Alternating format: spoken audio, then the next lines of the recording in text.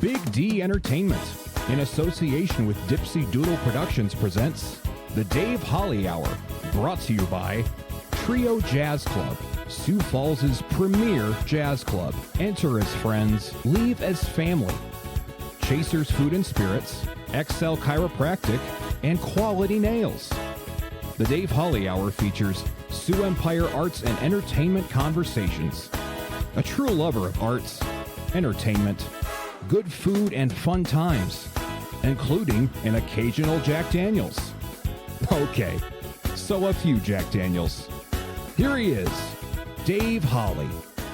Thank you, Zach Dresch. Hey, you know what? It doesn't matter if this is your first time listening or if you've been with the show since its inception. Welcome, welcome, welcome. So great to have you along for the hour, and what a guest we have this week. If you happened to catch last week's show, you may remember me saying how amazing the play Savannah Sipping Society was at Old Town Dinner Theater. I gave a bravo to each of the four ladies in the cast. One of them, Terry Zerfas. She's that guest for today. A veteran of the stage in the Sioux Empire, we cover a lot of conversation. It just kept rolling. Felt like 5 minutes instead of 50. And it's coming your way in just a few minutes. But first, let's pop the cork on this bubbly little show. Time to grab your favorite beverage, lift it high, and toast it to being Thursday, a.k.a. Weekend Eve. Hey, the weekend isn't around the corner, it's here! So long, hump day and your frumpy way. We say hello to Thursdays with opening nights. The weekend is near and we can see the bright lights. Yes, Thursday, you're so hearty, we can't wait for Friday, so a day early, we start the party. Whatever your beverage is this week, mine, obviously the usual. I call it a Jasper Newton. It's a Jack Daniels Diet Coke with a lime.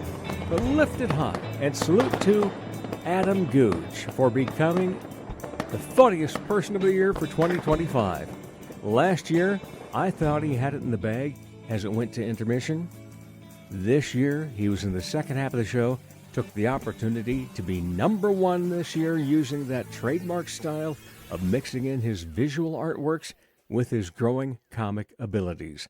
A true crowd pleaser. Cheers to you, Adam Googe.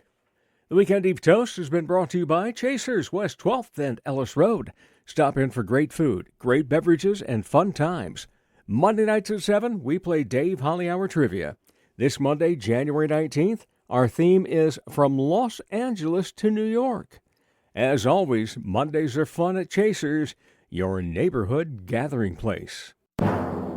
Honorable mention. So what made Dave laugh, chuckle, chortle, downright slap my knee silly, or simply fill my heart with happiness?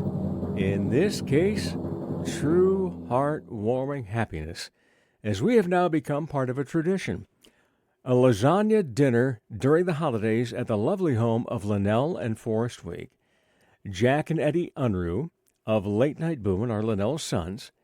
This year, another Unruh was added to the table as Jack married Allie in December, which was kind of the reason for it being in January this year. The hospitality as wonderful as always, and after a great meal, we all enjoyed some laughter watching Jack and Eddie's early days of making movies. We also snuck in some late-night Boomin' videos to catch that character, Mr. Potter. In just a moment, actor Terry Zerfas on the Dave Holly Hour. Trio Jazz Club is an intimate music venue in the heart of Sioux Falls. It's family-owned and family-run. Ricardo and Mary Beth and the entire staff provide the art of hospitality, while the best local and regional musicians provide the smooth sounds. It's a great vibe with live music Tuesday through Saturday nights. The chefs and mixologists offer an amazing menu and beer and wine lists. Cocktails as smooth as the jazz. Join the club, Trio Jazz Club, across from the Washington Pavilion. Enter as friends, leave as family. Ladies, when it's time to give your nails some love, get that extra special treatment from Quality Nails in Sioux Falls. Manicures and pedicures that look great and make you feel fantastic. Zaya and Tony don't simply provide the service, they provide professional care for your hands and feet, whether you just want the basics or you're looking for an extra special look with added flair. Oh, and guys, it's okay to treat yourself too. Quality Nails on Minnesota Avenue. Call for an appointment, 605-334-1463. Walk-ins welcome.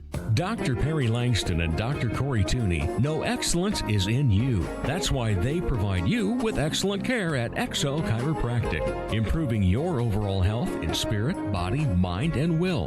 Get results the natural way. Arrange a consultation, 605-332-9235 or exokairos.com. Excellent care for excellent people. XO Chiropractic, located at 4309 South Racket Drive in Sioux Falls. The Dave Holly Hour, like eavesdropping on a great conversation between two very interesting people. Welcome back, everyone. As always, it is a pleasure to talk Sioux Empire art and entertainment. And you know what I love having on this show? A first-time guest. And this is one of those that I'm going, it's 304th episode, and I'm finally getting her on this show. Terry Zerfas, how are you? I am very well, thank you. And I can't Glad to believe hear it's that. been this long either. I know. And what's amazing about it is it's probably because, you do some of the shows that might end up being in a lengthy run, such as the one that you just finished. Oh my gosh, yes. Savannah Sipping Society. Wonderful show. Oh, it was amazing, wasn't it? I just, first of all, the show, so incredibly well written. And then the four of you ladies pulled this off in such a way. And what was great, because I'm one of those that I do a lot of character voices, different things like that, was how you kept your language throughout. In terms of your dialects and so forth, you all kept it all the way through. And that was just, that part was fun to watch. But the interaction that the four of you had was phenomenal. All right. Out of yourself and Mindy Fisher and Ruthie Potratz and Rose Reed. Yes. Who had you acted with before? Rose. That was the only one? Yeah, that's the only Okay. one. And I had seen her in a couple of productions. Mindy's relatively new.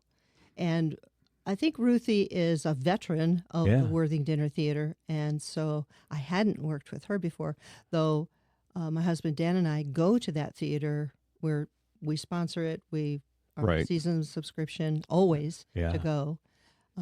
But Rose, me and Rose. Okay.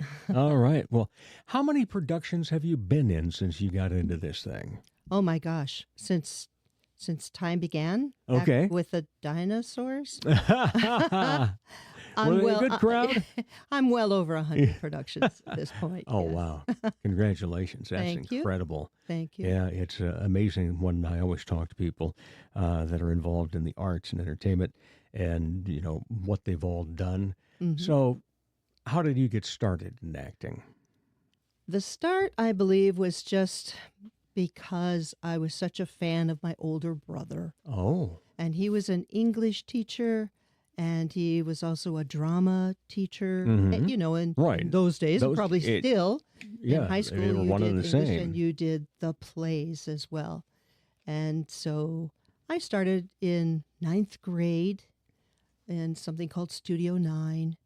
And actually, I auditioned for that, and my name wasn't on the list, on the bulletin board. And I went to the teacher and said, and I'm not a brave person, but I had to know, why am I not in this play? And she looked at the list and she said, because I forgot to put your name on it.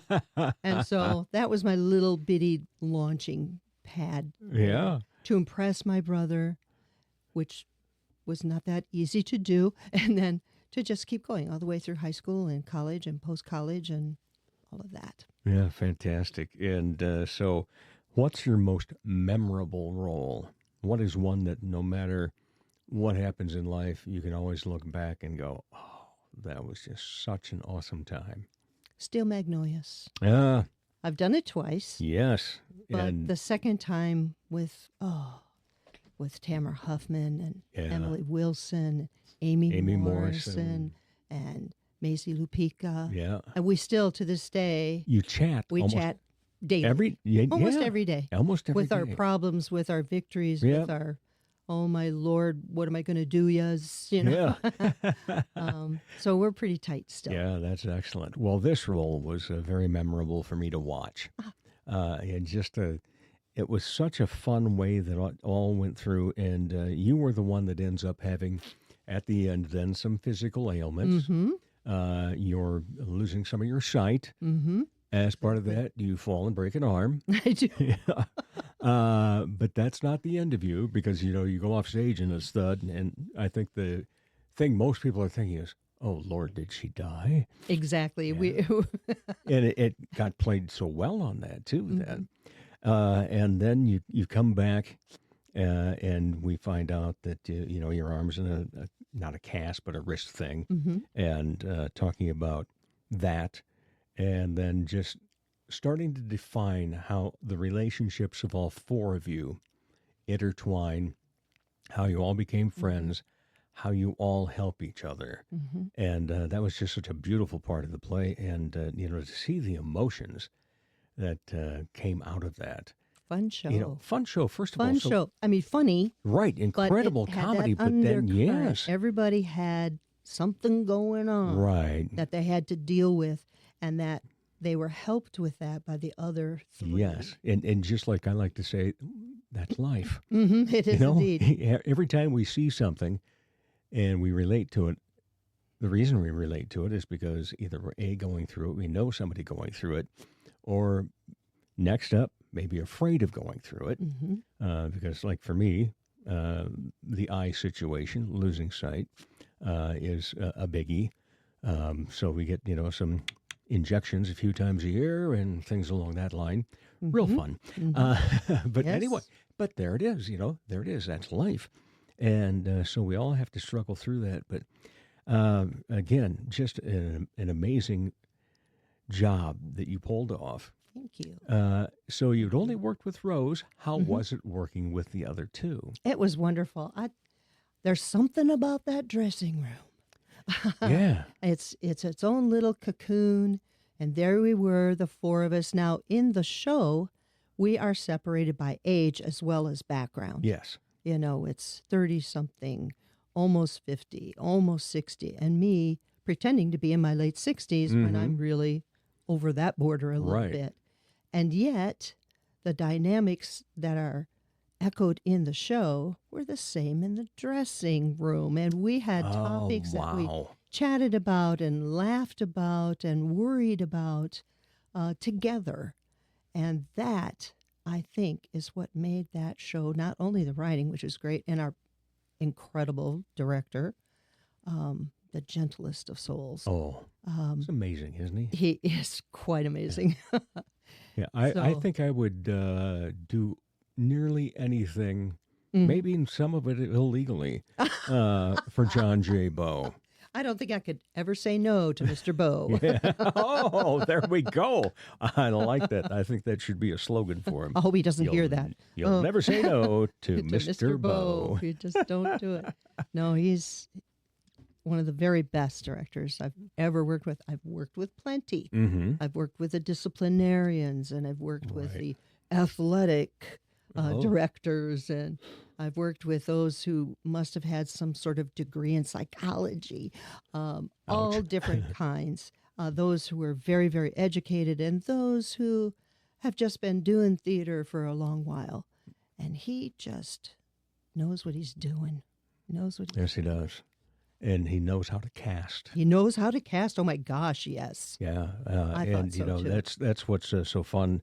Because he and I had talked a while back, and he was talking about this show, and the people that auditioned for it that didn't become part of the four. He says that's the problem with a small cast in a community theater, is that you don't get to cast some really good other That's true. actors. I noticed that at auditions. Yeah. And I was at an audition that did not include the other three who were cast. Mm-hmm. And the auditions were great.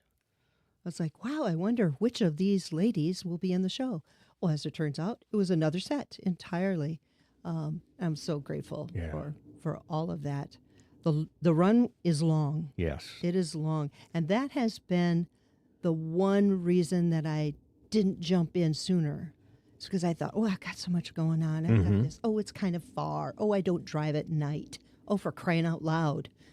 Yeah. But when this show came up, it's one that had been on my bucket list. I'd had it in my library for years. Well, not that long, but a few years. And had really wanted to give it a shot. And I'm so glad I did. Yeah. So glad. And the audiences, too. Oh, the audiences were amazing. And so many of the, especially ladies, but even the gentlemen enjoyed it. They laughed a lot.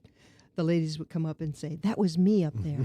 That was my friends up there. That's what we're like. That's what you want to hear. Speaking of men. Yes, speaking of men. Dan the man. He was part of this whole He thing too, wasn't he? was. Yeah, He was. You know, for those that know him, they could probably see him sometimes, even though he's wearing stage black. Mm-hmm. And I had to be thinking, now was he the one that did the sound effects, the chunk for you falling, or was that a sound effect? That was a sound effect.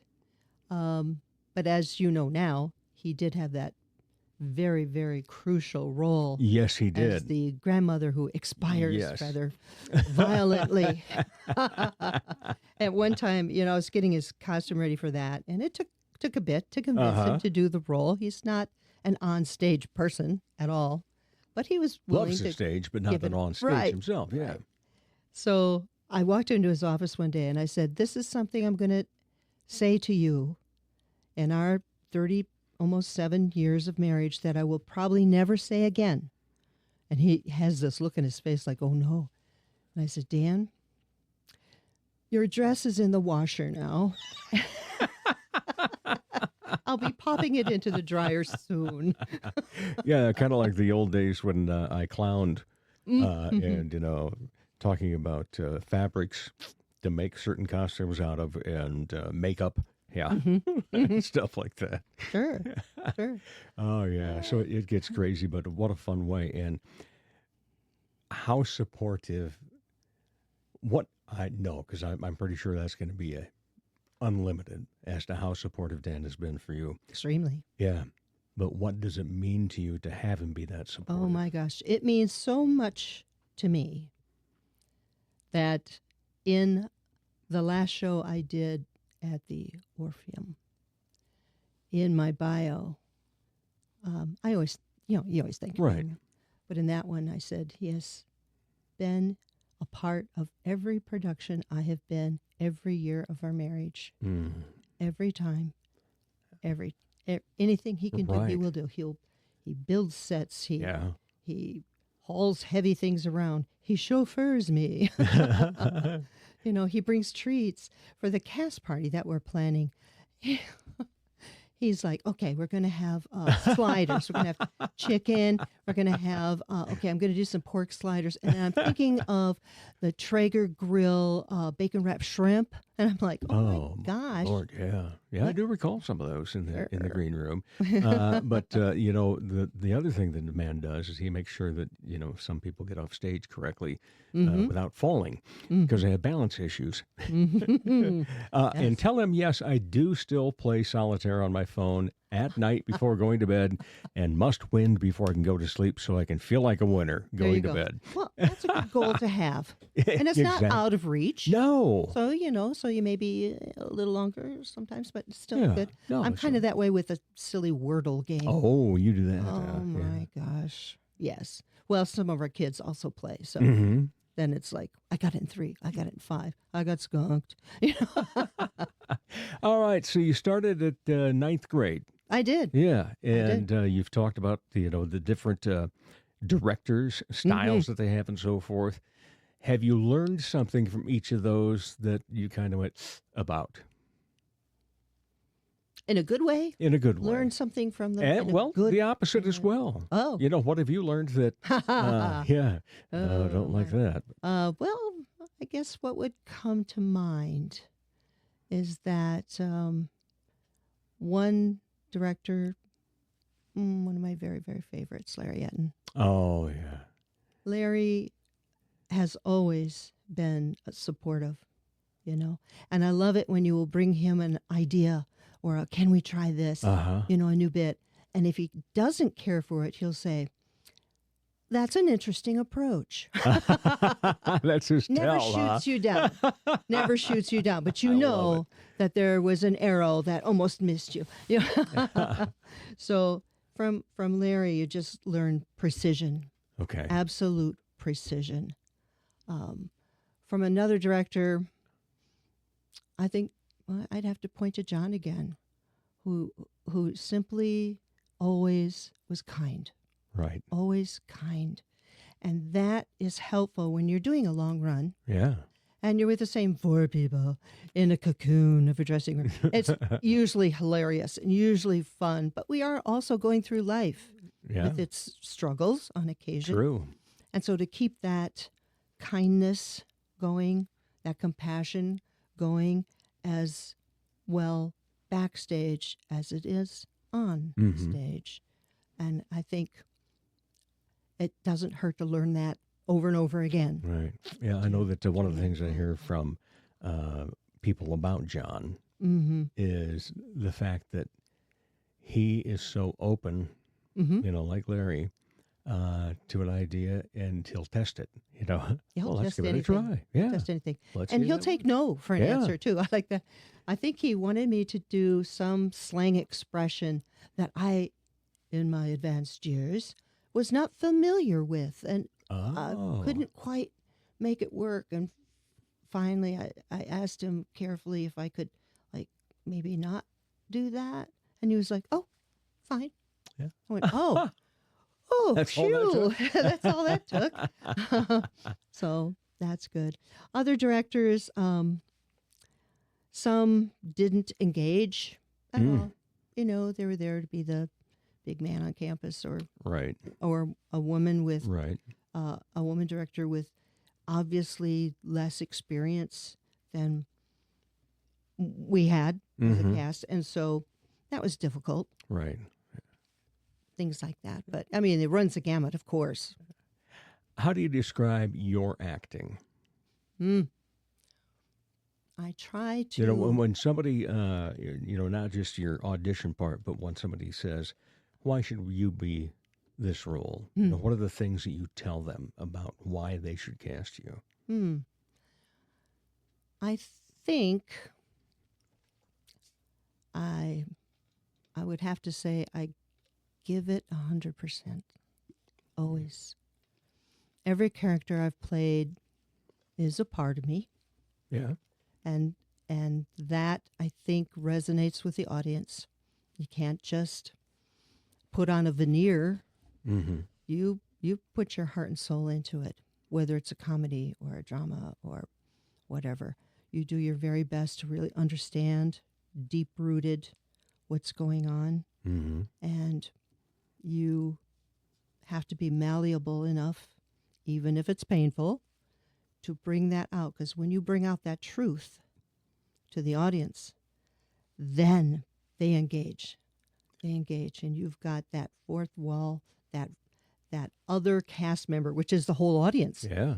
That is with you in those beats. That's with you and understanding what you're doing, because you have found that within yourself. So why should they cast me? Well, not because I'm too short or too old or, you know, those other things that are quite limiting, but because I give it 100%. It's evident, too. You like comedies or dramas more? Both, because the hearing an audience laugh and whoop it up is so refreshing. But I like to make them cry, Dave. Well, you know, there's some that even in their comedies, you will end up crying at, you know, because it's you know, has something touching, or maybe it's just you that's going to be crying because it's the one that is talking about what you go through in life. Exactly. Yeah, and so that's always a very, very interesting. All right, so you mentioned, you know, the fact that, you know, before you get into that dressing room, you've had life going on, and Oh, you yes. you said, what about the struggles and so forth? Yes. How do you get what's Terry Zerfas's way of making sure she gets into character and all that is off limits for Has 2 to to be. 3 hours? Has to be off limits. Yeah. And at times that can be challenging. For instance, in this play, one of the characters, the one that Ruthie plays, has an older sister Mm-hmm. who has dementia, who throughout the course of the show ends up dying. I had just lost my oldest sister Oh. for the same reason. And so being on stage Right. and listening to Listen to her that. pain Yeah. was echoing in my own. But my character was sympathetic also. Mm-hmm. So I could also work with that. But putting it aside, I have a routine, Okay. I have a routine at home that I do, a vocal warm up. I stretch out, which has become more and more difficult as time goes on. Why is that? Just to make sure. Oh, come on. You were we're- much younger than the part you played. Oh, you wish. So I'm more immature than younger. Okay. But yes, I think it's important. At one point, the ladies are still getting ready, or maybe they've gone to do their thing, and I'll say, I need to go now. I need to go think Mm-hmm. and break your legs, and I'll go off Yeah. upstairs backstage where I can just be at peace and ask the Lord to help me tell the Yeah. story. And that's how I get ready for that and push all else aside. Yeah, I always have just a short little prayer that I say before I do anything. And Very it's- helpful. Yeah, it's, okay, Lord, I'm going to go out there. Unless you want me to bomb and you're actually to come down and do the show, help me here.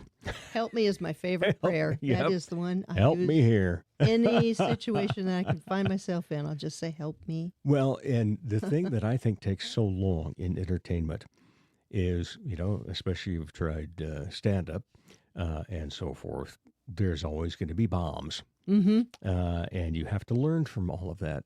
Sometimes it's really difficult to accept it. And I think that's where I'm finally at in my 60s is, oh, yeah, well, this happened and that happened. But, Mm-hmm. well, just let it roll off the back. I become better at that. I've It had never to- goes away because you No. invest yourself Yes, you do. in it. Yeah. And if it isn't working, then, we've had nights where the audience wasn't as Responsive. Yeah. as we had hoped for. And we go back in the dressing room and we go, hey, I'm going to stop the show. I'm going to say, do you mind enjoying this, please, for us? Yeah, see, that's important too, to get it out that you Yeah. got Yeah, that it's that frustration. before you go back. mistakes, that's another thing because it's never right. perfect. No. It's like if I can see a hole coming up as I'm doing the show, if I can see, I don't quite remember that sequence, that word, then because I've had experience at it, of course, I can come up with a way around that Right. before I fall off the cliff. Yeah.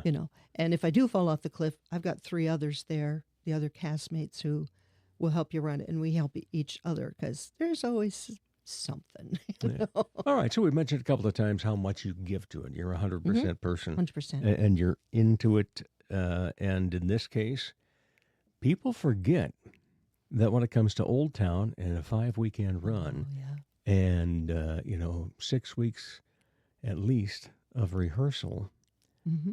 11 weeks, that's only too shy of a quarter of a year. I know, Yeah. but so it's that's glorious. Yeah. Ooh, But it's it's a great. huge, huge commitment. It is. It is that.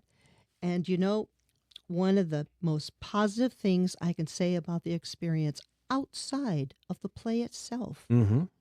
is Virgin, our Oh, chef. yeah. My Lord, the food is so exquisite. We get a small stipend for travel, and Right. then we get a meal, Meal afterward, Yes, and it's late. Mhm. So Dan and I would scurry home with our meals, and then we'd portion them off and maybe eat just a bite or two of its magnificence, and then he would package it up so we could savor it later. We are absolutely bonkers over the Oh. way she presents her meals. It's extraordinary. I always, I tell just about everybody that's been in an Old Town show that we're talking about or is on their board, whatever, I say, you're marketing this thing wrong. You need to put it out there as, how would you like to have the best home-cooked meal in the state of South Dakota Be true. for only $60? Mm-hmm. And we'll throw in a show for free. That's right. That's right. Oh, man. I tell you, I'm very fortunate. My wife does not like peppermint and chocolate together so much. I would have taken her dessert right here, right now for money. So I had dessert was one and a half Good. of that. So good. Oh, that was amazing. I still have one more left in my refrigerator, and I Oh. portion it out a third, and a third, so that I can savor it Well, longer. We like, especially when it's like Friday night show or Saturday night show. We typically have breakfast. We make breakfast here at home on Sunday morning, and we love steak and eggs. Whoa. So she'll get the chicken or the pork, and I'll get the sirloin, and we always have a little bite of each. Then we usually share the non-beef, and then the rest of the beef goes home, and we slice it up and either make it into really nice steak sandwiches, or it goes in for steak and eggs on Sunday. Ooh, I do the steak quesadillas with her. Oh, with her yes. steak. Yeah, it's yummy. Ooh. You're thinking, aren't you? Yes, I must pass this along. My love, I hope you're listening. We're hungry now. All right. So who is it in locally that you say to yourself, I wish I were that good? I wish I were that. Because you're, in my mind, you're pretty well up there. Debbie Jones. You know what? Her name just popped into my head. But yeah. You know what I tell people about Debbie? And when I got in the cover of Sioux Falls Stage magazine, and then they have those people, and they talk to them, chat with them. And they said, what do you remember about the past year? I said, Debbie Jones. She sells every single bit of every word, of every action. She does. Yeah, and it is amazing. Yeah. Another one's Macy Lupica. Oh. Her one-woman shows. Oh, knock phenomenal. You're blown out of your socks watching her. Yeah. Yeah. I don't want to be like her because she's way younger than me. So. Oh, God, I got to go through life so, again. So is Debbie, way younger than me. Yeah. And then one at Corson that she did. Oh, yes. I The know what that astronaut. is. Mm-hmm. Yeah. And that was amazing, too. And what was the one, the Rachel show? I can't remember the title. Oh. That was good, too. Yeah. So she's Just phenomenal. Yeah, and Wow. she's young, like you said. So I know. She memorizes like it's nothing. Okay. She can really just snap it down. All right. Well, remember that question here in just a little bit. All right. So on a national or international stage, then, stage or film, who do you admire? Helen Mirren. Aha. Helen Mirren. You know what's been great about asking these two questions? It took you no time to go, oh, No. gee. No, you I know who they are. I Yeah. watch them. I stalk them. internet stalking. Well, it appears to be in a URL coming from South Dakota. No. All right. So then, yes, let's. What were we just talking about that we said we have to remember that? We were talking about memorization. Yes. We See? forgot that. You get it yet? What's your process for that? Well, for this role, and many like it where there's quite a bit to do. And it is not as easy as it once was. Mm-hmm. But my method is usually the same. I record the play. Okay. And so I have, when I am sick of looking at the pages, because I'm more of a visual learner than an audio one, but when I get sick of that. Don't worry, the microphone's not going to bite you back. Good. Ooh, got a little close. Then I start listening to it. And then later in the process, I will only record their voices not mine. Oh. So I give myself a cue. Right. So I learn the cues that way. And I take the script, which is why, and I do not understand how the font size in the scripts have now been reduced to 8. I can't. Yeah. See, as well. I can't read a size 8 font. It needs a 1 in front of it. It needs at least. something. It needs something. So I give the script to Dan, another one of his roles to play, Mm-hmm. and he prints it larger, and I put it in a regular notebook. Book. Yeah. 1 page, Yep. 1 page. And that way I have a place to write notes, and it's big enough. I can Yeah. see it easily, and I carry that with me all the time, everywhere, all the time. And I go over it every day. Just read through it or think back to what was a little hitch, that a little difficult passage.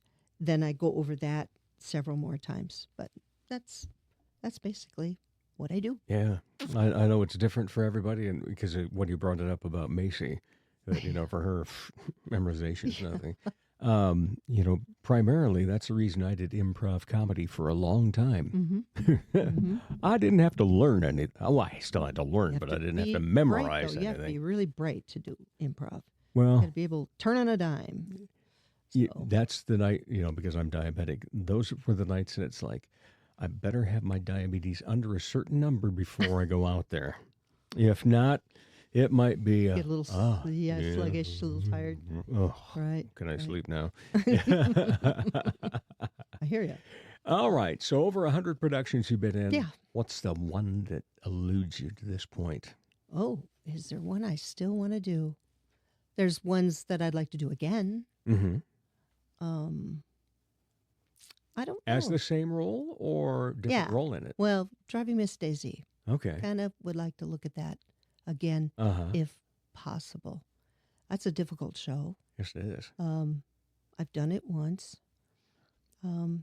So I wouldn't mind that. But again, memorization is not as easy Mm-hmm. as it once was. And on a show like that, you can't afford having holes. You've got to Right. know what you're doing. So that would take an extreme effort. I like your way that you set it up, though, with the memorization. Yeah, lots of safety nets Yeah. all around. To rely on to make it sink so that you can go ahead and act and not Right. worry about the words. You've got to be able to just relax and do it. You got to get those levels, and you can't get the levels if you don't know it absolutely. Mhm. So You have to relax. Is it Mhm. relaxing for you to be It on is. stage? It is. I've always likened it to having a little your real person. I don't know how else to describe it. The real person sits in a little control booth in the back of your brain, and that's you. Okay. And then the character you're portraying is doing all these things. So the person in the control room is like, okay, all right, you have to do this. You got to remember that. This is coming up. Okay, you're good. But doesn't get in the way Right. so that you can relax as your character. Does that make me, do I have, is that schizophrenia? No. I'm not sure. It's one of those things. But you separate. Okay, I'm liking this, but does that also mean you have to worry that, even though the guy in the control booth or gal in the control booth is being, you must do this, you must do that, but not getting in the way? Mm-hmm. Are there sometimes when that person in the control booth takes the night off? Never. Good. Never. Never. That's what I, I mean, would the be afraid character of. might Yeah. take a night off, but not the person in the control booth. What's the funniest thing that happened to you on stage in your career? And I don't say that in your career as though it's ended, because I No, know there's I many more for refuse you. to let it end. I think this is kind of gross, but it's still funny. I was on stage and we were doing, this is in Iowa, and we were doing Canterbury Tales or something. And a person, I was just a guard, just standing there. I didn't have to do anything at that point, just watch and observe and die when it happened. A woman in the cast played an old crone, and she was on stage, and she was talking like this, and she had this girlish voice, and it must have built up in her throat or something, because at one point her volume came up, and this huge wad of spittle that you could see from the back of the audience flew out of her mouth and onto the lead actor's face. And me and the other lucky person playing just the guard, we scuttled off the stage to go laugh behind. Inappropriately, but further away. It was amazing. Oh, my. That's never happened again. But, it was funny, but oh, my God. That just sticks in your brain forever. Yeah. Woo. What is the one thing that happened to you that maybe at the time you were a little embarrassed about, but now you sit back and go, man, that was absolutely hilarious? Was I ever on stage and got embarrassed? Well, I've worn costumes inside out. In this last production. I came off stage and I think Ruthie said, "Your dress was on inside out." And I went, "Oh, was it?" She goes, I probably wouldn't have noticed. So kind. I probably wouldn't have noticed, but I did see the tag. Yes. So there's that. But no, I can't think of too many times. I'm sure there have been times where I should have been embarrassed. Do you do musicals? I do not. I can sing if I'm in the second row of the choir. Okay. I'm perfectly fine with that. I'm not a bad singer. I'm just not.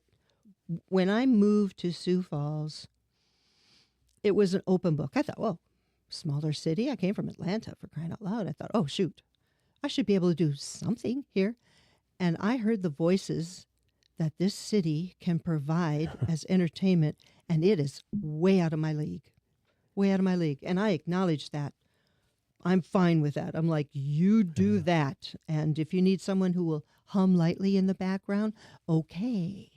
But no, I'm very happy to give that part of entertaining to others who are so much better than I am. Yeah. But as long as you're having fun humming back there. Humming back there, I'm okay. Yeah. If Matthew Wellicke is doing a warm-up or something, I'll stand in the back and do the warm-up. I sure will. He doesn't have to hear me. Oh, goodness gracious. So you like to sing, though. I do like to sing. Were you in band in high school? Yes, I was in band. I was in choir. I was in madrigal choir. I did all the singing things in a small town in Wisconsin. Mm-hmm. And so that was perfectly acceptable. But I no longer play the clarinet. Okay. And I do not sing major roles in musicals. And everyone's happy that I've made that choice. Yeah. Oh, were you a piano player at all? No, I wish I had been, but no. Yeah. Well, it's just fantastic because it seems like when it comes to musicians, they always played piano. I know. At some point. Oh, yeah, Mom made me. If it had been available. I lived in a very tiny house with a lot of sisters and brothers, and so our house wouldn't accommodate that my mom could play. Let's explore this part about it a little bit. You said you were, very impressed by your brother, but also it was kind of like, he got this over me. Yeah. Okay, so I am from a small family. I am the third of three. My folks had us in different decades. Well, not the births, but we all graduated in different decades. Okay. My sister is 12 years older, whom I adore. And my brother and I, oh, yeah, I love my brother. And, oh, yeah, my brother's a friend. Not necessarily buddies. Mm-hmm. I understand that. And part of that is because the age difference. Mm-hmm. And he didn't drink until after his children were 21. So it wasn't a, hey, let's go out for a beer or anything. Yeah. But he was a showman. Good voice, good singer, and usually was the lead in a musical, and usually had really good roles in plays as well. And so, after a performance of watching him, others would come up. Well, when are you going to be doing that? Oh, gosh. And all of that. No and pressure. so forth. Yeah.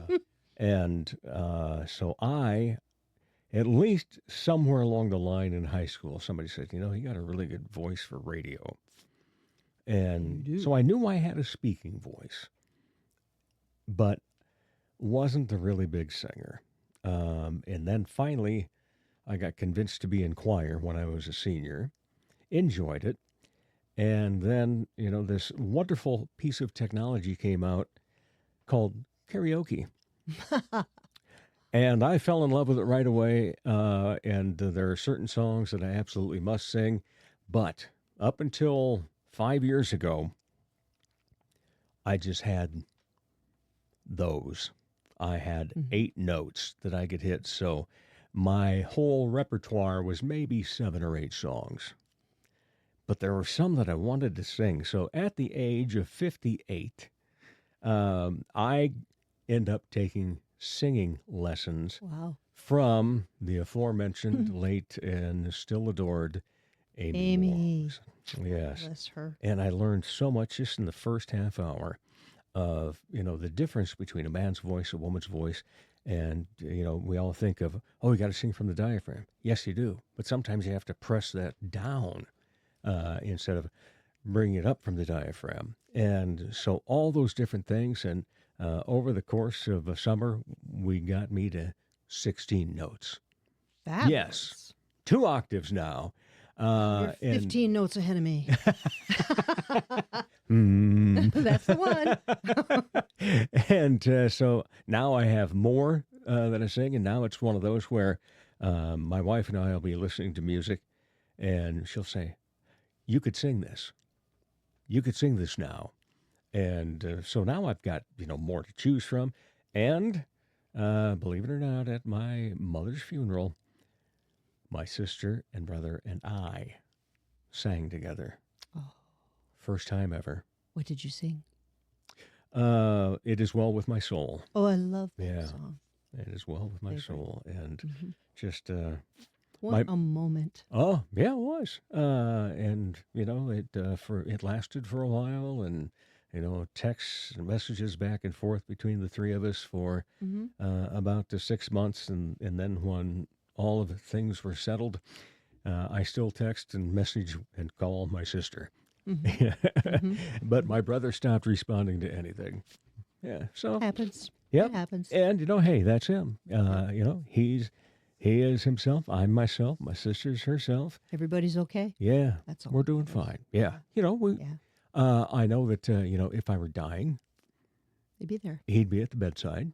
Yeah, but it's just that, like I said, we just weren't buddies ever. So Oh, and that's all right. yeah, it is. My family, well, there's 6 of us. and see, like that. Carrie and I are heavy believers in family. Yeah. That you make your own family with your friends, it's.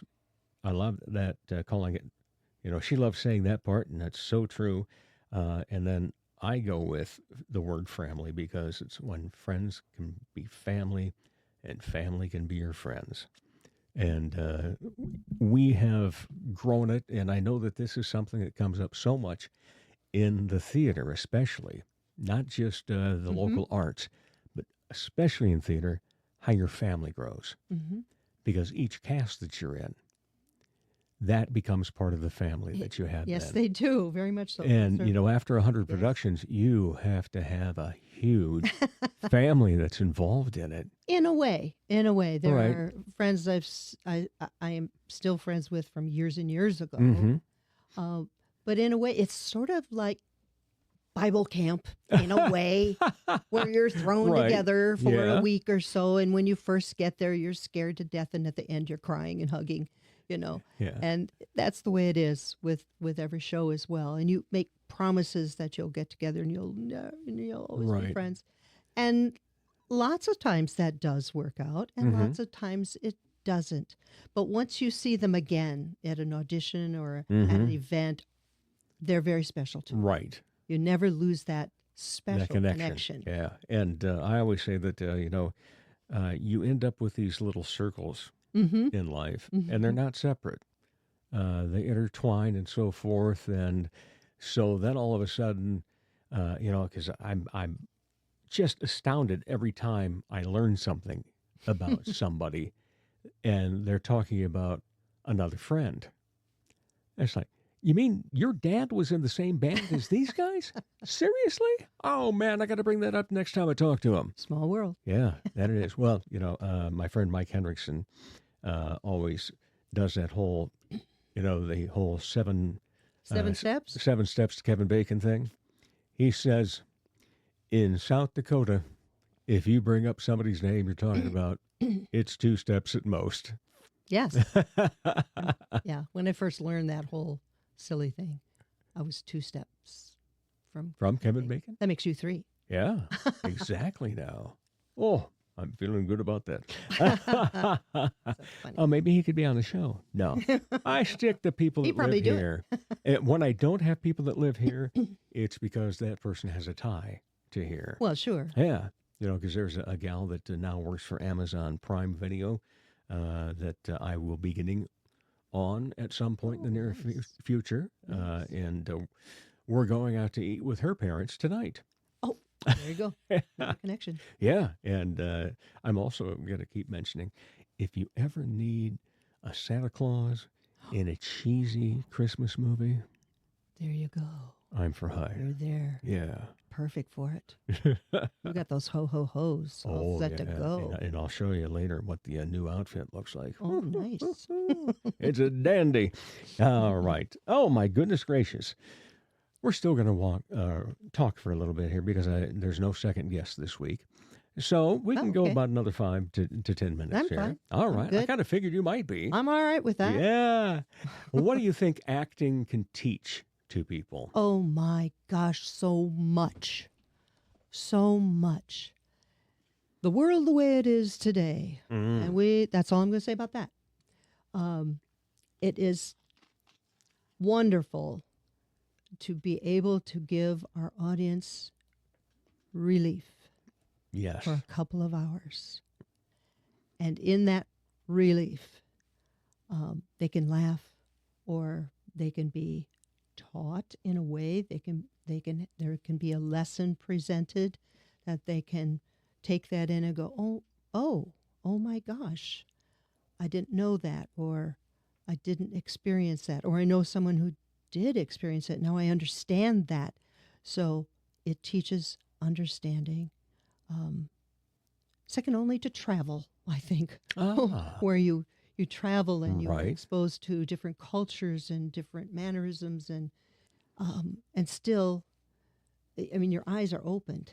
And the best thing about acting, what it can teach for an audience is that they can get a level of understanding maybe they didn't have before, or even understanding from what we're telling them. They go, oh, you understand that, and now I feel better about myself. What it can teach theater people is almost the same thing. You're delving into a character that isn't you. So who are And they? maybe an uncomfortable one? Maybe uncomfortable. I had to kill my mom one time in a show, and it was like very, very uncomfortable. Well, how could I learn that? I could get in touch with that level of anger, which was remorse, which was grief, which was, all of that. So I think it teaches aspiring actors how to get those characters, how to, perform for an audience, but also it's very diverse. You're working with others who are also not you. Right. And so you're learning how to deal with older, younger, different beliefs, different faiths, whatever it is. Different political views? Yes, No. yes. And yet you have this connection now. Right. And so it teaches you a connection. It kind of reminds me of kids who are in band. They're freshmen or they're seniors, and those are usually, I'm not sitting with you at lunch, but it teaches them a cohesion, a reason for being, to be together, to do that. Musicals are the same way, choir and that kind of thing, the same thing. Different ages. It's so wonderful to be with people who are from different financial backgrounds even. That was my problem in high school. I came from very low income. How can I fit in? How can I fit in with all those gorgeous girls who, just reign supreme? Acting. Ah. Yeah, that's how you do it. All right. What do you tell aspiring actors, young actors that come into the scene around here? Haha. Well, when I was doing children's theater in Atlanta, and we were, part of it was to go into the classrooms after the show. And they were all big-eyed and like, woo, an actor. And I'd say, find out if this is for you. Find out if you're getting the lead roles, if you're doing well, because it's hard. Can you make a living from it? Probably not. Know that. Know that. And if you're still pursuing it, okay. But if you are thinking of fame and fortune, no. Yeah. Wrong reason. Wrong reason. If you are a storyteller, come along. We need you. Yeah. I love it. Oh, fantastic stuff. Okay, we come to the conclusion of our time together. Conclusion. And since you're a first-time guest, you get possibly 2 questions. Oh, dear. Depending upon your first one, I shall steal how myself. it's answered and whether the second comes along. All right. All righty then. So, when you are not part of the arts and entertainment scene, what do you like to be entertained by? Ha-ha. I like old movies. And I tell my husband, I'm just working here. He's perfectly fine with that. I have a lot of hobbies. Okay, because that's question number 2. Oh, well, Any other hobbies? There you are. Doing right to I it. could probably have knit you a pair of mittens while we were sitting here. I knit a lot. I teach knitting on occasion. And we garden. Pearl 1, Pearl 2. Yeah. My mother was a Knit knitter. one, knit two, knit Yeah. one. Yeah. It's an old art, Yes, sadly. it is. Yeah. And so sometimes people are kind of fascinated by that and they want to learn how to do it. I'm like, okay, can you make a slip knot? And we start from there, so I do that. And of course we have children. Are they children now? No, we're grandparents. Good for you. So we have grandparents. We like to travel.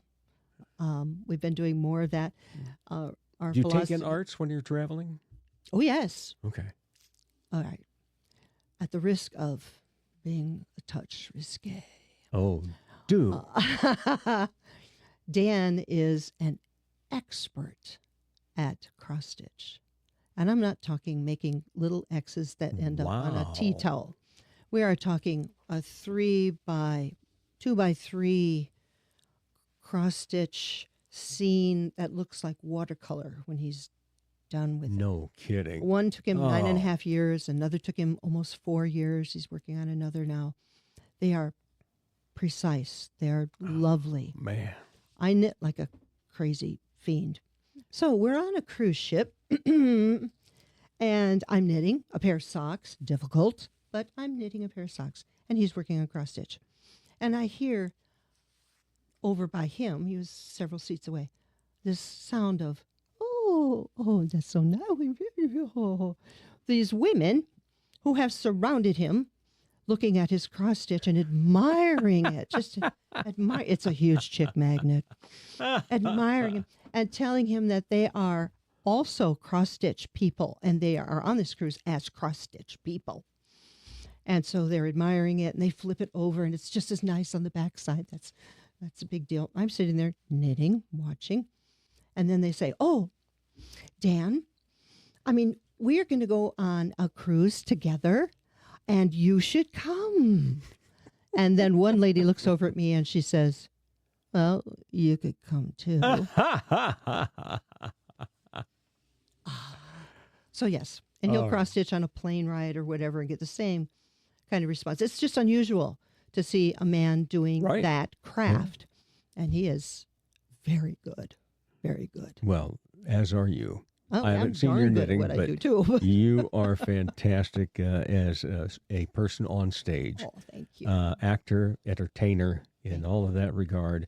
And so happy that we finally, after 304 episodes, get around to having you on the I show. appreciate it All so right. much. Thanks for the time, Terry. Thank you. All right. We'll be back to wrap up the Dave Holly Hour in just a moment.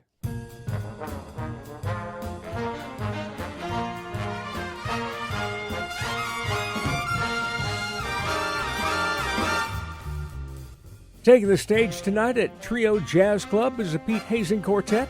Enjoy a dynamic performance by Pete on drums, leading his band starting at 6:30.